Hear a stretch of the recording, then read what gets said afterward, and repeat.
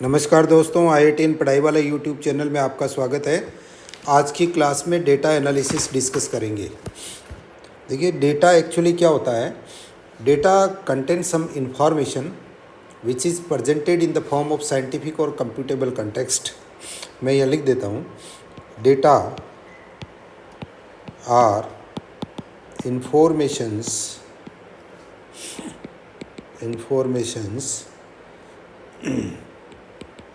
in a scientific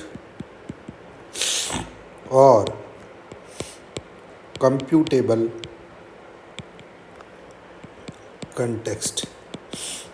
एक जैसे ले लीजिए, मैं आपके सामने एक सिंपल सी वैल्यू ले रहा हूँ। जैसे मान लीजिए कि 30 है, ओके। इससे आपको कुछ भी इंफॉर्मेशन नहीं मिल रही है, तो मैंने ये कहा एज ऑफ राम इज़ 30। अब आपको ये 30 ईयर्स, अब ये आपको सिग्निफिकेंस हो रहा है कि राम की एज 30 ईयर्स है। इसका मतलब ये हुआ कि जो आप डेटा ले रहे हैं वो डेटा सम पैरामीटर्स को रिप्रेजेंट करना चाहिए। कौन से पैरामीटर्स को रिप्रेजेंट कर सकता है? एज को रिप्रेजेंट कर सकता है, वेट को रिप्रेजेंट कर सकता है। जैसे आप किलोग्राम्स में ले रहे हो, आपने 2 किलो आलू खरीदा, आपने कहा सब 2 किलो आलू है। टेम्परेचर है, आपने ये कहा आज तो टेम्परेचर बहुत हाई है, 40 डिग्री सेंटीग्रेड से भी ऊपर जा रहा है। किसी ने सर्दी के अंदर किसी ने कहा टेम्परेचर बहुत कम है, आज तो 5 डिग्री सेंटीग्रेड हो गया है। तो इस तरीके से डेटा जो होगा वो सर्टेन आपको जो है साइंटिफिक और कंप्यूटेबल कॉन्टेक्स्ट को रिप्रेजेंट करेगा। उसका एक यूनिट होगा, वो सर्टेन पैरामीटर्स को रिप्रेजेंट करेगा। डेटा आपका एक फील्ड से रिलेटेड हो सकता है, जैसे इकोनॉमिक्स के डेटा हो। आपको जो है इंडिया की इकोनॉमी को कंपेयर कर रहा हो कि इकोनॉमी के जो इंडिकेटर्स है उनके बारे में स्टडी कर रहा हो। आपका जो है टोटल किसी कंपनी के रेस्पेक्ट में बात कर रहे हैं तो टोटल रेवेन्यूज़ कितने आ रहे हैं, टोटल एक्सपेंसेस कितने हो रहे हैं, कंपनी का प्रॉफिट क्या हो रहा है, ये सारे इकोनॉमिक्स से रिलेटेड डेटा होंगे। सोशल डेटा हो सकते हैं, जैसे मान लीजिए कि आप किसी एक गांव की बात कर रहे हैं, उस गांव के अंदर कितने मेल्स है, कितनी फीमेल्स है, कितने एजुकेटेड लोग हैं, कितने इलिटरेट लोग हैं, कितने गवर्नमेंट जॉब्स में हैं, कितने प्राइवेट जॉब्स कर रहे हैं, कितने बिजनेस कर रहे हैं, कितने खेती कर रहे हैं, आपके पास जो है कैटल्स कितने हैं, पानी की, इस टाइप का ये सोशल स्ट्रक्चर के डेटा हो गए। सिमिलरली पॉलिटिकल डेटा हो सकता है। आप इंडिया की सभी पॉलिटिकल पार्टीज़ की बात कर रहे हो, सॉरी, पॉलिटिकल पार्टीज़ की बात कर रहे हो, कितनी नेशनलाइज पार्टीज है, कितनी स्टेट पार्टीज है, हर स्टेट में कितनी पॉलिटिकल पार्टी है। आप जोग्राफिकल कंडीशंस की बात कर सकते हो। इंडिया में माउंटेन्स की बात कर सकते हो, आप जो है फ्लोरा एंड फौना की बात कर सकते हो, आप वाटर रिसोर्सेज की बात कर सकते हो, आप लैंड रिसोर्सेज की बात कर सकते हो। एस्ट्रोनॉमिकल डेटा हो सकता है, इंडिविजुअल पर्सन से रिलेटेड डेटा हो सकता है। मान लीजिए आप किसी पर्सन ए की बात कर रहे हैं, उस पर्सन ए की एज कितनी है, उसका एजुकेशनल क्वालिफिकेशन क्या है, उसने किस टाइप का एजुकेशन लेखा है, स्कूल एजुकेशन ले रखा है, वो ग्रेजुएट है तो कौन से फील्ड में है, पोस्ट ग्रेजुएट है तो कौन से फील्ड में है, आप डॉक्टरेट है या किसी ने पोस्ट डॉक्टरेट भी कर रखी है, वो किस टाइप का जॉब करता है, उसका कितनी अर्निंग्स है, सो एंड सो, क्या एक्सपेंसेस करता है। ये इंडिविजुअल पर्सन से रिलेटेड डेटा हो गया। तो यहाँ पे डेटा से कुछ एनालिसिस करेंगे और एनालिसिस करके कुछ रिक्वायर्ड इन्फॉर्मेशन फाइंड आउट करने की कोशिश करेंगे। तो इसलिए क्या है कि आपके डेटा जो है उसको आपको एनालाइज करना है, पहले उसको ऑर्डर्ड फॉर्म में अरेंज करना है और फिर उससे इन्फॉर्मेशन एक्सट्रैक्ट करनी है और उससे जो रिक्वायर्ड आपका जो टास्क है वो आप फुलफिल कर सकते हैं। इसलिए डेटा का जो ऑर्गेनाइजेशन एंड प्रेजेंटेशन एक इम्पॉर्टेंट पार्ट हो गया है कि डेटा का ऑर्गेनाइजेशन होना चाहिए और प्रेजेंटेशन होना चाहिए प्रॉपर वे के अंदर। Organisation and presentation of data, देखिए डिफरेंट मेथड्स है जिससे आप डेटा को ऑर्गेनाइज कर सकते हैं, प्रेजेंट कर सकते हैं। सच एज टेबुलेशन हो सकता है, लाइन ग्राफ हो सकता है, बार ग्राफ हो सकता है, पाई चार्ट हो सकता है, मिक्स्ड ग्राफ भी आप यूज कर सकते हैं। तो वन बाय वन अपन क्या करते हैं कि थोड़ा ब्रीफली जो है डिस्कस कर लेते हैं कि ये किस तरीके से ये डेटा का ऑर्गेनाइज करेंगे। जैसे मान लो टेबुलेशन की बात कर रहा हूँ। टेबुलेशन के अंदर जैसे आप क्या करेंगे कि डेटा को एक टेबुलर फॉर्म में रिप्रेजेंट करेंगे। डेटा कौन से डेटा को रिप्रेजेंट करेंगे? जिस टाइप के डेटा का आप एनालिसिस करना चाहते हैं। जैसे मान लीजिए मैं डेटा का एनालिसिस करता हूँ कि किसी पर्टिकुलर आपको 2-4 स्कूल्स ले लीजिए और स्कूल्स में डिफरेंट टाइप्स के गेम्स खेले जाते हैं। कौन सी स्कूल में कितने number of students particular game जो है खेल रहा है, तो उसके लिए देखिए आपको क्या करना पड़ेगा, एक टेबुलर फॉर्म बनानी पड़ेगी। और यहाँ पे मैं लिख देता हूँ स्पोर्ट्स, लिख देता हूँ गेम्स हो गए आपके, और यहाँ पे मैं स्कूल लिख देता हूँ, स्कूल लिख देता हूँ। कौन सी स्कूल है उसका रिप्रेजेंटेशन देखिए, मैं A, B, C और D 4 ले लेते हैं अभी, बाद में, ठीक है। अब इस तरीके से जो है अपने पास ये इसका रिप्रेजेंटेशन हो गया, राइट। तो देखिए सबसे पहले मैं क्या कर रहा हूँ, स्पोर्ट्स लेता हूँ फुटबॉल, सेकंड लेता हूँ मैं बास्केटबॉल,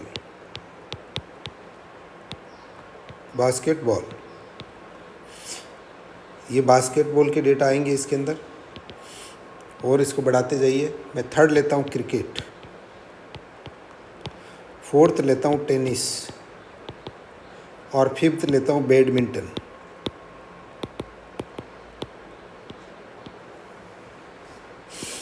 ये देखिए आपका इस तरीके से हो गया।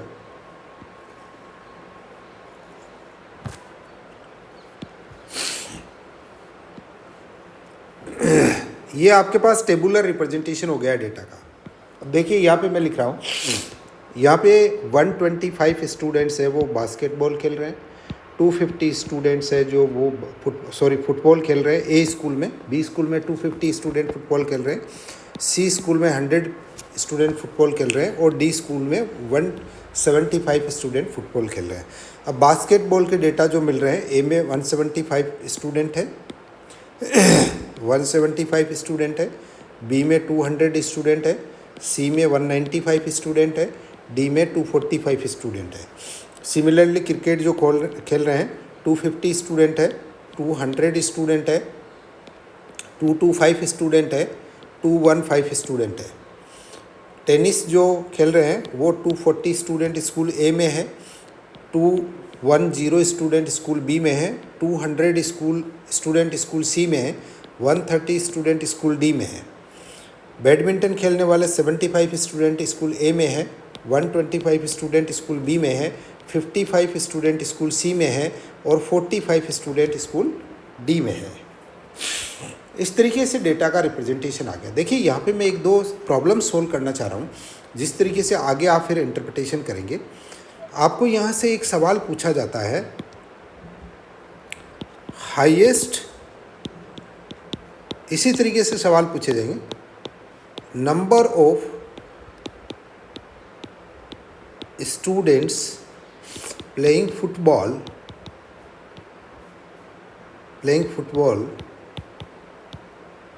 belongs to which school। देखिए कौन सी स्कूल में सबसे ज़्यादा फुटबॉल खेलने वाले स्टूडेंट मिलेंगे, तो आपका क्या जवाब आएगा, आप इसका एनालिसिस करिए। 125 है, 250 है, 100 है, 175 है, तो आप कह देंगे सब स्कूल बी है। और स्टूडेंट के बारे में भी पूछा जा रहा है तो कह देंगे 250 है। सिमिलरली आपसे ये भी पूछा जा सकता है कि फुटबॉल सबसे कम खेलने वाले स्टूडेंट कौन सी स्कूल में है और कितने हैं, तो आप कह देंगे कि सी स्कूल में और 100 है। सिमिलरली आपसे स्कूल पूछा जा सकता है क्रिकेट खेलने वाले कौन सी स्कूल में सबसे ज़्यादा स्टूडेंट है, तो आप कहेंगे स्कूल सी के अंदर है और कितने हैं, 225 है। फिर आपसे कहा जाएगा कि इसकी स्कूल ए के अंदर है 250 स्टूडेंट है, और आपसे ये कहा गया कि कौन सी स्कूल के अंदर सबसे कम क्रिकेट खेलने वाले स्टूडेंट है, तो आप क्या कहेंगे, स्कूल बी के अंदर है 200 है। सिमिलरली टेनिस खेलने वाले सबसे ज़्यादा स्टूडेंट कौन सी स्कूल में मिलेंगे, स्कूल ए के अंदर मिलेंगे और 240 मिलेंगे। सबसे कम टेनिस खेलने वाले स्टूडेंट कौन सी स्कूल में, 130 है और स्कूल डी में है। सिमिलरली सबसे ज़्यादा बैडमिंटन खेलने वाले स्टूडेंट स्कूल बी के अंदर है और 125 है। इस तरीके से आपको इससे रिलेटेड इन्फॉर्मेशन एक्सट्रैक्ट करवाई जाएगी, प्रॉब्लम्स पूछी जाएगी। तो डेटा का एनालिसिस आप बहुत अच्छी तरीके से करिएगा और फिर उसके अकॉर्डिंग आप जो है रिप्लाई देते जाइएगा। देखिए सेकंड फॉर्म जो इसके अंदर है डेटा रिप्रेजेंटेशन और ऑर्गेनाइजेशन का, वो है लाइन ग्राफ। लाइन ग्राफ के अंदर क्या होता है कि जैसे मैं आपको एक ही ग्राफ के अंदर बता रहा हूँ, आपका ये कोई कंपनी है, उसका प्रोडक्शन की बात कर रहे हैं या कुछ भी ले ले, कोई एक पैरामीटर परसेंटेज ग्रोथ की बात कर लेते हैं ईयर ऑन ईयर बेसिस पे ना। तो देखिए यहाँ पे ये कंपनी जो है ये 2005 ले लेते हैं, 2020 ले लीजिए, 2021 ले लीजिए, 2022 ले लीजिए, राइट। तीन ही पे अपन डिस्कस कर रहे हैं। और ये आपकी एक्स एक्सिस है, तो एक्स एक्सिस क्या रिप्रेजेंट कर रही है? ईयर रिप्रेजेंट कर रही है। ये वाई एक्सिस है, वाई एक्सिस क्या रिप्रेजेंट कर रही है? प्रॉफिट रिप्रेजेंट कर रही है, ठीक है ना।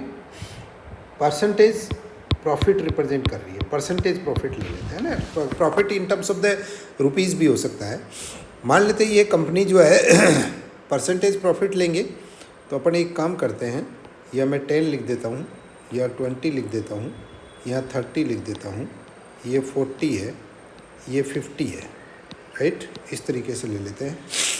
अब देखिए इसके अंदर 2000 के अंदर इसका परसेंटेज प्रॉफिट था, ये 20 है।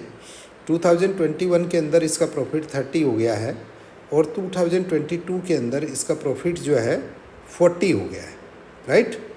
तो आप ग्राफ जो बनाएंगे वो इस तरीके से बनेगा आपका, इस तरीके से ग्राफ बनाएंगे। ये आपके सर्कल्स हैं जो आप इसको रिप्रेजेंट करेंगे। तो अब देखिए इसके आपको प्रॉब्लम क्या पूछी जा सकती है कि 2022 के अंदर इसका प्रॉफिट कितना है कंपनी का? 40% है। 2020 से 2020 के अंदर 22 के अंदर परसेंटेज ग्रोथ में कितना है? प्रॉफिट कितना ग्रो कर गया है? इन 2020 it was 10% and in 2022 it is 40%।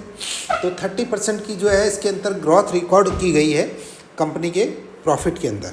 तो इस तरीके से ये लाइन ग्राफ आप बनाएंगे, फिर वो आप मल्टीपल भी बना सकते हैं। मान लीजिए जैसे मैंने ये कंपनी ए कह दिया, किसी ने कहा कि नहीं सब इसके अंदर हमारे पास एक कंपनी और भी थी जिसका यहाँ पे ग्रोथ ये था, परसेंटेज ये था 40, फिर उसका जो है 2021 में 50 हुआ और 2022 के अंदर सब 30 हो गया।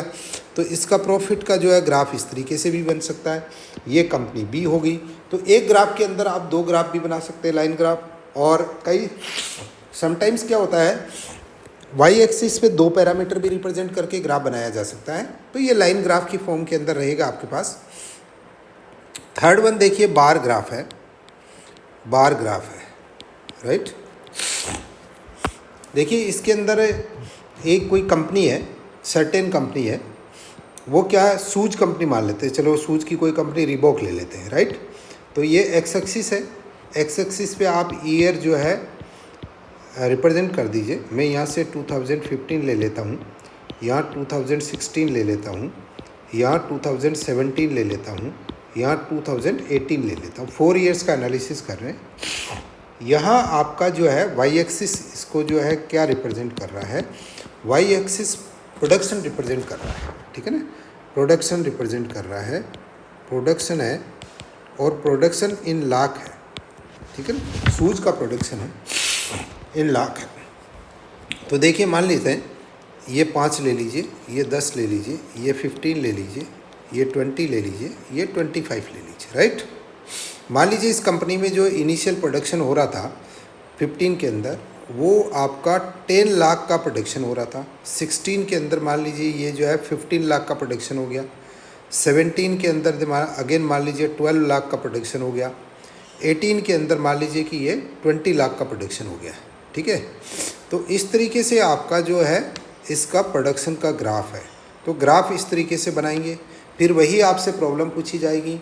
हो सकता है आपको प्लॉट आपके पास, जैसे अभी इनिशियली तो क्योंकि अपन ने डेटा कंसिडर करके इसको बनाया है, और आपको ग्राफ क्वेश्चन में गिवन और वहीं से पूछा जा रहा हो, आपको ये पूछा जाए कि साहब इस 2018 के अंदर जो है कितना प्रोडक्शन हो रहा था, तो आप कहेंगे 2018 के अंदर 20 लाख शूज़ का प्रोडक्शन किया रीबॉक कंपनी ने, और फिर 2015 के अंदर कितना प्रोडक्शन हुआ, तो आप कहेंगे सब 2010 के अंदर 15 के अंदर 10 लाख का जो है प्रोडक्शन किया गया है। तो इस ग्राफ के इंटरप्रिटेशन से आप बता सकते हैं ईयर ऑन ईयर बेसिस पे शूज़ प्रोडक्शन कितना कर रही है कंपनी। सॉरी, ये मैंने बार ग्राफ बनाना था, सॉरी मैंने लाइन ग्राफ बना दिया। I have to change this my bar graph. देखिए, लाइन ग्राफ ना बना के मुझे बार ग्राफ बनाना था, तो बार इस तरीके से बनेगा। एक आप वर्टिकल लाइन बनाएंगे और ये लाइन बन गई, ये आपका 2017 का है। इसके अंदर ऐसे रेक्टेंगुलर आप लाइन बना देते हैं, और वो रेक्टेंगुलर लाइन की हाइट रिलेटिवली आपको इंडिकेट करती है कि किस टाइप का जो है वो आपका ग्राफ एक्चुअली है। तो इस टाइप से आपका जो है ग्राफ इसके अंदर जो है रहेगा ना।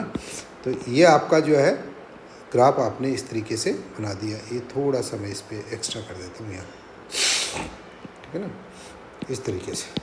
तो ये रिलेटिव वैल्यूज़ आप देख के इसका जो है आंसर्स बता सकते हैं। तो बार ग्राफ के अंदर अपन क्या करेंगे, इन the form of rectangular vertical bars represent करेंगे बार ग्राफ के अंदर। तो बार ग्राफ का जो टिप होता है वो हाईएस्ट वैल्यू रिप्रेजेंट कर रहा है, कि जैसे मान लीजिए ये अगर 20 है तो 20 लाख हाईएस्ट ये 20 तक रिप्रेजेंट करेंगे। इसी तरीके से 15 के अंदर आपका 10 लाख है तो आप 10 तक इसके अंदर जाएंगे। इस तरीके से इसको बना के और फिर आप इसको क्या करेंगे, रिप्लाई वो जो है आंसर्स पे रिप्लाई कर देंगे। नेक्स्ट देखिए, 4th नंबर जो है वो पाई ग्राफ है। पाई डायग्राम भी कहते हैं इसको, पाई चार्ट भी कहते हैं। डायग्राम ओब्लिक चार्ट है, पाई डायग्राम ओब्लिक चार्ट। देखिए, इसके अंदर आप क्या करेंगे, एक सर्कुलर ग्राफ लेंगे, सर्कुलर इसके अंदर लेके, और एक सर्कल के अंदर बेसिकली जो है आप रिप्रेजेंट करेंगे कि आपका जो है इसके अंदर किस टाइप का जो है ग्राफ आपको लेना है।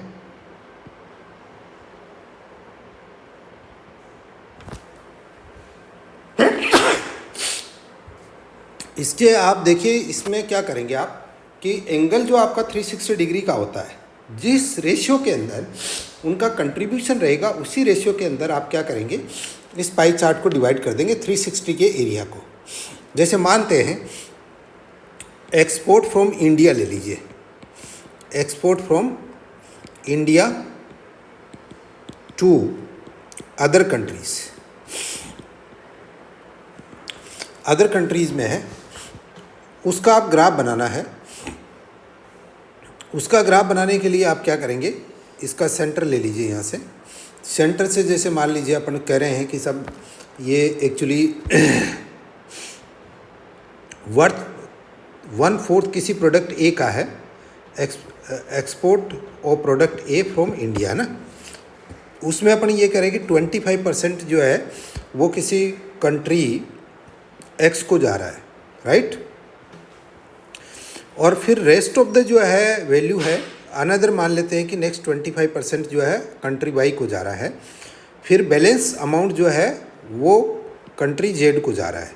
तो इससे देखिए आपको यहाँ से एक बड़ी इंपॉर्टेंट बात देखने को मिलेगी। 50% कंट्रीब्यूशन जा रहा है कंट्री जेड को, 25% एरिया जो है इसने आपके कंट्री एक्स ने लिया है, और अगेन 25% एरिया जो है कंट्री वाई ने लिया है। तो इस तरीके से आप इस टोटल एरिया जो है 360 डिग्री को उस रेशियो में डिवाइड कर देंगे जिस रेशियो के अंदर आपका जो है पैरामीटर को रिप्रेजेंट करना है। तो ये आपका पाई चार्ट हो गया। नेक्स्ट देखिए, एक 5 नंबर पैरामीटर भी है, ये कैसलेट होता है। कैसलेट को एक्चुअली क्या है कि एक पैराग्राफ के अंदर इंफॉर्मेशन गिवन होती है, डेटा आर, इसमें data are presented in a paragraph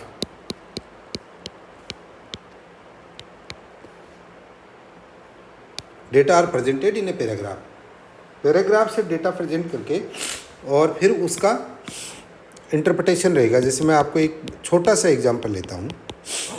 इसमें ये कहा गया है कि एक स्कूल के अंदर टोटल 4 स्टूडेंट्स, लैंग्वेज में लिख रहा है, टोटल 4 स्टूडेंट्स हैं। उसके अंदर गर्ल्स और बॉयज़ का रेशियो है 1:2, राइट। इस तरीके से वो लिखेंगे। In a school total number of students are 400 and ratio of girls and boys is 1:2। फिर आपसे नीचे प्रॉब्लम्स पूछी जाएगी कि फर्स्ट प्रॉब्लम पूछी जाएगी, find number of girls in the school. ऐसे नंबर ऑफ बॉयज़ पूछे जा सकते हैं आपसे, ठीक है। इसको मैं थोड़ा सा और मॉडिफाई कर देता हूँ, 1:3 ले लेते, थोड़ा सिंप्लीफिकेशन के पॉइंट ऑफ व्यू से ले रहा हूँ। लैंग्वेज कुछ भी हो सकती है। देखिए आपका जो है 1:3 है, तो आपको क्या करना है कि 400 के टोटल 4 पार्ट करने हैं। उसमें से एक पार्ट जाएगा गर्ल्स को और 3 पार्ट जाएंगे बॉयज़ को।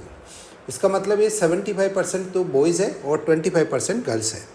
तो आई थिंक इसके अंदर 400 का 1:2 करूँ तो 100 तो गर्ल्स हो जाएगी और 300 बॉयज़ हो जाएंगे, ठीक है ना। ये आपका आंसर बॉयज़ मिल गया आपको यहाँ पे। ये बॉयज़ हैं और ये क्या है, गर्ल्स है। अब आप कहेंगे नहीं सर ये तो आपने इस तरीके से सोल्व कर दिया, हम ऐसे कैसे सोल्व करेंगे इन जनरल। तो आप क्या करें, 1+3 को ऐड करें, इसको 4 करें और 400 को 4 से डिवाइड करें तो ये आपका 100 आ गया। अब क्या करें, जो रेशियो था उसको 100 से मल्टीप्लाई करें। 1 × 100 रहा, ये तो गर्ल्स रहेगी 100, और 3 × 100 जो है वो आपका 300 जो है बॉयज़ हो गया। इस तरीके से आप जो है इसको सॉल्व कर सकते हैं। ये आपका कैसलेट की फॉर्म में आ गया।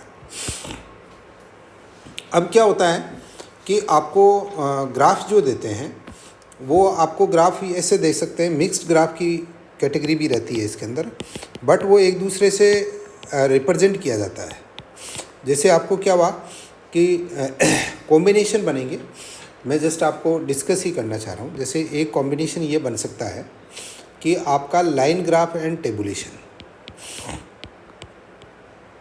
लाइन ग्राफ एंड टेबुलेशन हो सकता है। आपको ग्राफ से टेबुलेशन करना पड़ सकता है, टेबुलेशन से ग्राफ बनाना हो सकता है। तो आप डेफिनेटली अपन ने जैसे लाइन टेबल वो सब कर लिए, सेम डेटा को आप उसकी फॉर्म में ला सकते हो। अगर मान लीजिए आपको कुछ परसेंटेज और इस टाइप से चेंज कर दिया तो वो कर सकते हो। दूसरा आपका क्या हो सकता है, बार डायग्राम हो सकता है और टेबुलेशन हो सकता है। इनका कॉम्बिनेशन भी कर सकते हैं, means data are represented both in the bar diagram और टेबुलेशन। तीसरा जो आपके पास है वो पाई चार्ट और टेबुलेशन भी हो सकता है, पाई चार्ट एंड टेबुलेशन भी हो सकता है।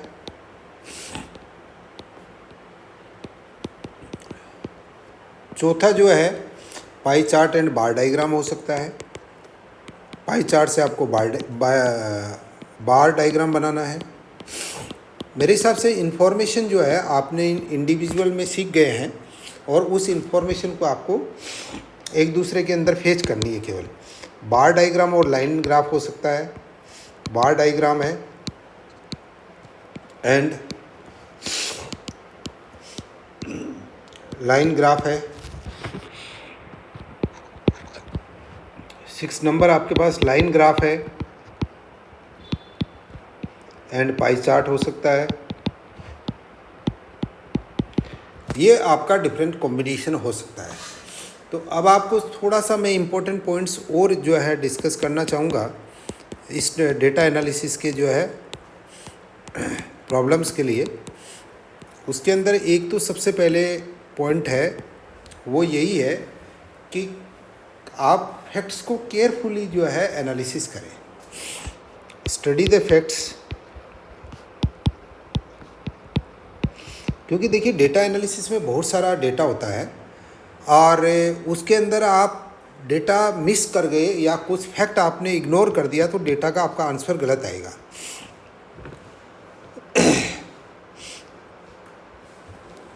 अब सेकंड स्टडी ये है कि जैसे अभी अपन ने ये 6 पैराग्राफ डिस्कस किया कि डेटा में भी गिवन इनटू डिफरेंट ग्राफ्स और मेथड्स। उस केस में आपको कंपैरेटिव एनालिसिस करते वक्त आपको स्पेशली ध्यान रखना है, special care is to be taken in comparative analysis when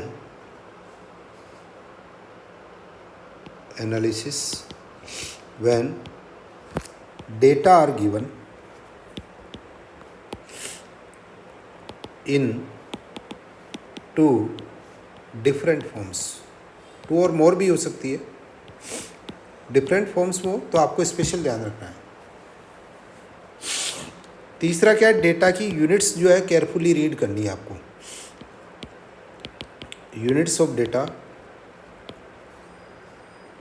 should be considered carefully. देखिए इसमें कहाँ पे प्रॉब्लम सबसे ज़्यादा होती है, जब दो मेथड से डेटा गिवन हो और एक में जैसे मान लो लेंथ की बात कर रहा हूँ मीटर में दे रखी हो, दूसरे में किलोमीटर में दे रखी हो, तो ऐसे केस में कंपैरेटिव एनालिसिस करते वक्त डेटा का सबसे पहले आप यूनिट जरूर देखें कि आपको कौन सी यूनिट के डेटा दे रखे हैं, परसेंटेज में दे रखे हैं या आपको जो है उसमें एब्सोल्यूट वैल्यूज़ में दे रखे हैं, तो वो आप ज़रूर उसके अंदर एक बार ध्यान दें। और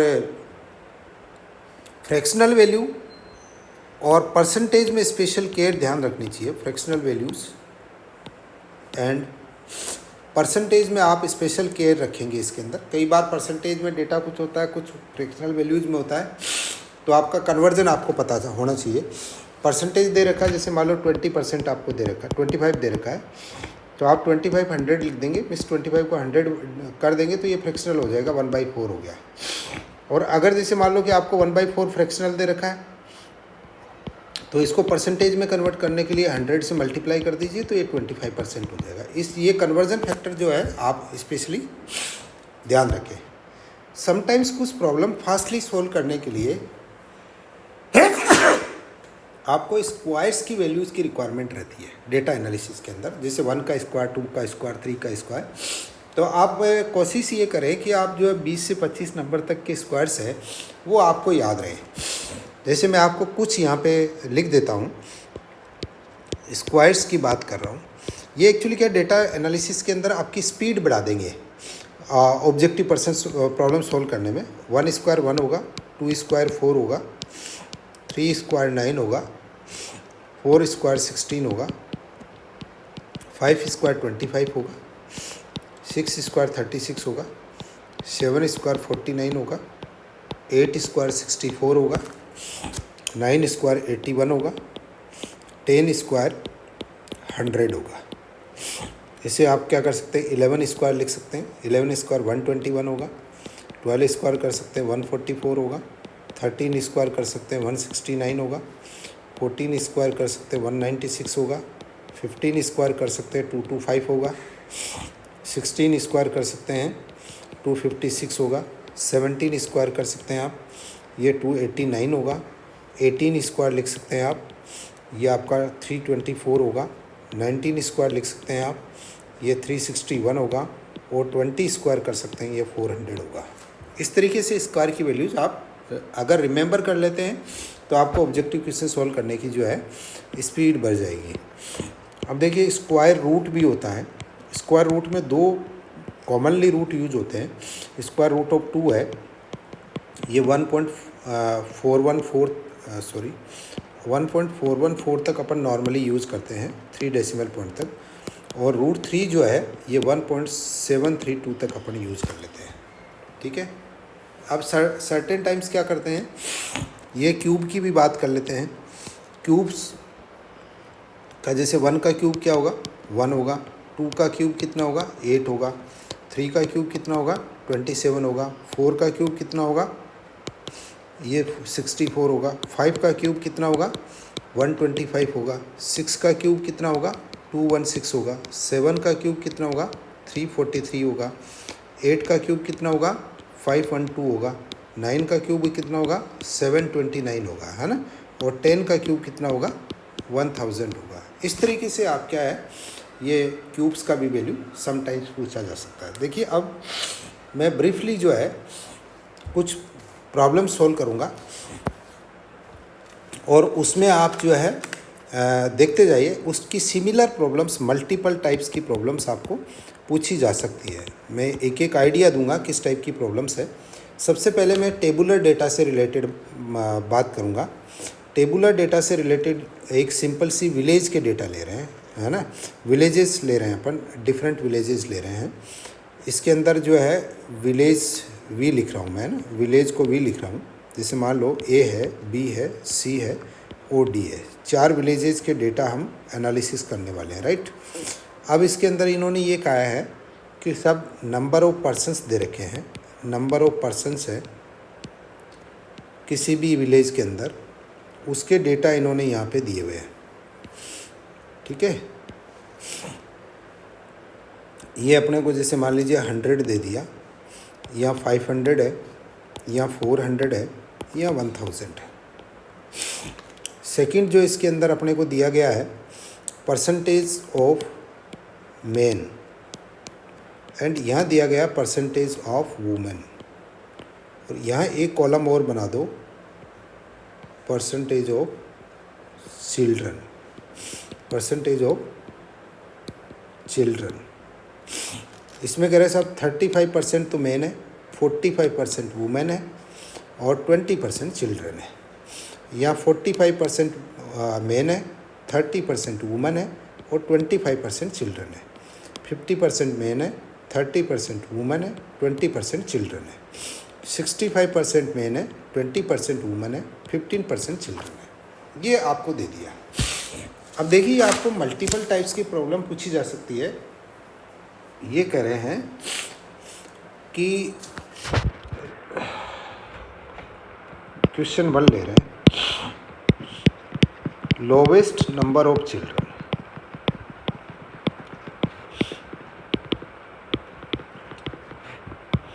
इन विच विलेज, राइट। कौन से विलेज में सबसे कम चिल्ड्रन है। देखिए, परसेंटेज से डायरेक्टली यहाँ पता नहीं लगेगा, इसलिए आपको क्या करना पड़ेगा, परसेंटेज को पहले एब्सोल्यूट वैल्यूज़ में कन्वर्ट करना पड़ेगा। ये मैंने सिंपलिस्टिक एग्जांपल लिया है, एक्चुअल एग्जांपल हो सकता है आपका थोड़ा डेविड हो। 20% चिल्ड्रन है ए विलेज के, सॉल्यूशन लिखते हैं, सॉल्यूशन लिखिए। ए विलेज के अंदर 100 का 20% है तो 20 चिल्ड्रन हो गया। बी विलेज के अंदर आपको 500 का जो है 25% है, 500 का 25% है, तो ये 125% चिल्ड्रन हो गए। सी विलेज के अंदर आपके पास 20% ऑफ 400 है, तो ये 80 चिल्ड्रन हो गए। और डी विलेज के अंदर 15% ऑफ द वो आपका 1000 है, तो आप 15% ऑफ 1000 कैलकुलेट कर लीजिए। ये आपके हिसाब से 150, मेरे हिसाब से ये 150 जो है चिल्ड्रन आपको यहाँ पे मिलेंगे इस विलेज के अंदर। 150 हो गए। अब देखिए, सबसे कम चिल्ड्रन वाला विलेज कौन सा है, ए है। सबसे ज़्यादा वाला कौन सा है, डी है। आपको ये भी पूछा जा सकता है ए और सी में मिला के कितने चिल्ड्रन है, तो आप क्या कहेंगे, 80 और 20 120 हो गए, सॉरी 100 हो गए। तो इस टाइप की मल्टीपल प्रॉब्लम्स आपसे पूछी जा सकती है। वो प्रॉब्लम आपको जैसे मेन वुमन से रिलेटेड भी पूछी जा सकती है, मिक्स करके पूछी जा सकती है। तो यहाँ पर इस टाइप की प्रॉब्लम आपसे पूछी जाएगी। नेक्स्ट देखिए, मैं एक एग्जांपल और डिस्कस करना चाह रहा हूँ। इसके अंदर आपको एक कंपनी के कुछ डेटा दे रखे हैं, मतलब कंपनीज के डेटा दे रखे हैं, जिसके अंदर कंपनी कितने कंप्यूटर्स यूज़ कर रही है, मतलब सॉरी मैन्युफैक्चर कर रही है, उसके डेटा यहाँ पे दिए हुए हैं। तो देखिए, इस तरीके से जो है आपको दे रखा है, कंपनी ए है, कंपनी बी है, कंपनी सी है, और कंपनी डी है। इसके अंदर जो मैन्युफैक्चरिंग के डेटा है, यहाँ वाई एक्सिस पे कंप्यूटर, ये तो आपका name of company, company detail आ गई, सॉरी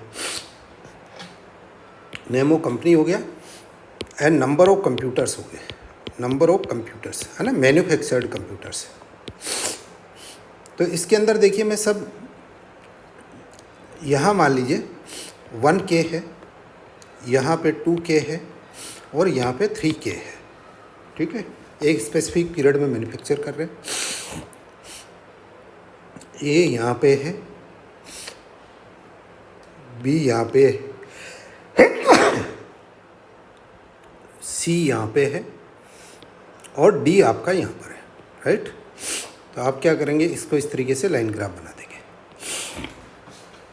अब वो आपसे ये पूछ रहा है कंपनी ए और बी मिलके कितने कंप्यूटर मैन्युफैक्चर कर रही है। Total computer manufactured by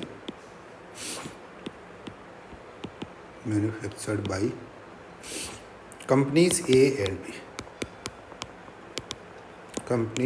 and तो देखिए ए आपका 1000 मैन्युफैक्चर कर रहा है, बी आपका 3000 मैन्युफैक्चर कर रहा है। तो ये 1000 plus 3000 is equal to answer कितना आ गया, 4000 आ गया। ऐसे ही आपको कुछ अनदर प्रॉब्लम्स इस चार्ट में से पूछी जा सकती है, कॉम्बिनेशन बनाया जा सकता है। नेक्स्ट देखिए ग्राफ आपको दे रखा है, ये कुछ पाई चार्ट का ग्राफ दे रखा है जिसमें student appeared and student passed in the exam दे रखा है इन ए डिफरेंट स्कूल्स। तो यहाँ पे आपको इस तरीके से स्कूल दे रखी है और यहाँ पे नंबर ऑफ स्टूडेंट है, नंबर ऑफ स्टूडेंट्स, राइट। इसके अंदर देखिए अपन क्या करते हैं, यहाँ पे रिप्रेजेंट कर देते हैं कि ये 40 स्टूडेंट है, ये 80 स्टूडेंट है, राइट। यहाँ पे जैसे आपको स्कूल ए और बी दो ही बना देते हैं अपन। अब वो ये कह रहा है सब कि इसके अंदर ए के अंदर अपीयर्ड स्टूडेंट ये रिप्रेजेंट करता है और इसके अंदर पास्ड स्टूडेंट ये रिप्रेजेंट कर रहा है। सिमिलरली इसके अंदर अपीयर्ड स्टूडेंट जो है वो ये रिप्रेजेंट कर रहा है और पास्ट स्टूडेंट जो है वो ये रिप्रेजेंट कर रहा है। अब आपसे ये पूछा जा रहा है कि इसके अंदर पास स्टूडेंट ए और बी स्कूल के टोटल कितने हैं। तो मेरे हिसाब से इसके अंदर बी के अंदर तो 40 स्टूडेंट है और सी के अंदर आपका 60, ए के अंदर 60 स्टूडेंट है, बी के अंदर 40 है, तो 60-40 कितना हो गया, 100। अब आपको इनसे रिलेटिव भी पूछा जा सकता है कि कितना परसेंटेज पास है, कितना परसेंटेज फेल है, इस टाइप के क्वेश्चंस भी पूछे जा सकते हैं। नेक्स्ट एक एग्जांपल में जो है और डिस्कस करना चाह रहा हूँ। एक एग्जांपल देखिए आपका है percentage division of teachers teaching 6 different subjects से दे रखे हैं। यहाँ पे आपको एक सर्कल दे रखा है, उस सर्कल के अंदर जो है स्टूडेंट टीचर्स दिखा रखे हैं और टीचर्स का रेशियो इस तरीके से गिवन है कि हिंदी टीच करने वाले 8% है, इंग्लिश टीच करने वाले 27% है, मैथ्स टीच करने वाले 13% है, फिजिक्स वाले 17% है, केमिस्ट्री वाले 23% है और हिंदी वाले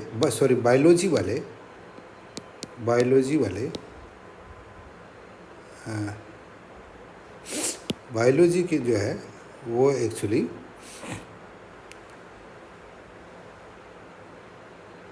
बायोलॉजी वाले 12%। ये थोड़ा सा रिप्रेजेंट एरिया वाइज प्रॉपर नहीं हुआ, तो आप इसको प्रॉपरली एरिया वाइज मान लें।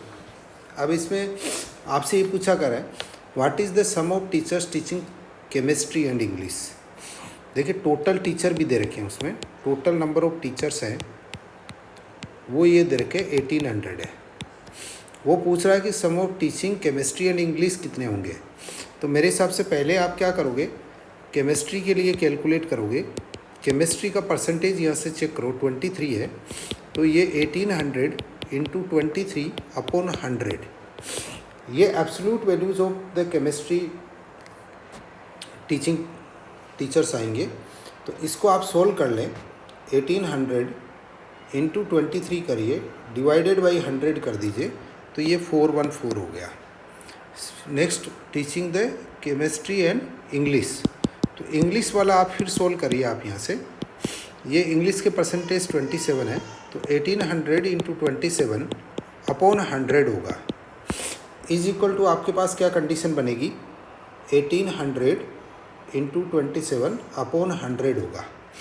तो ये 486 हो गए। आपका रिक्वायर्ड आंसर क्या है, वो दोनों का समेशन पूछ रहा है, ना कि इंडिविजुअल पूछ रहा है। तो 414 प्लस 486 होगा, तो आप दोनों का समेशन कर दीजिए, तो ये आपका 900 आपका आंसर आ गया है। इस तरीके से आप जो है प्रॉब्लम सॉल्व करेंगे। तो इससे डिफरेंट टाइप्स के ग्राफ से रिलेटेड प्रॉब्लम्स मैंने आपके साथ में डिस्कस कर ली है, और आप जिस टाइप से पूछा जा रहा है उसी टाइप से जो है आप प्रॉब्लम्स को रिप्लाई करें। IITN पढ़ाई वाला यूट्यूब चैनल पे कंटिन्यूसली हम बेसिक न्यूमेरेसी के जो है वीडियोस अपलोड कर रहे हैं। आप IITN पढ़ाई वाला यूट्यूब चैनल को सब्सक्राइब कर लीजिए और कंटिन्यूसली विजिट कर लीजिए, करते रहिए, ताकि आपको टाइमली वीडियोस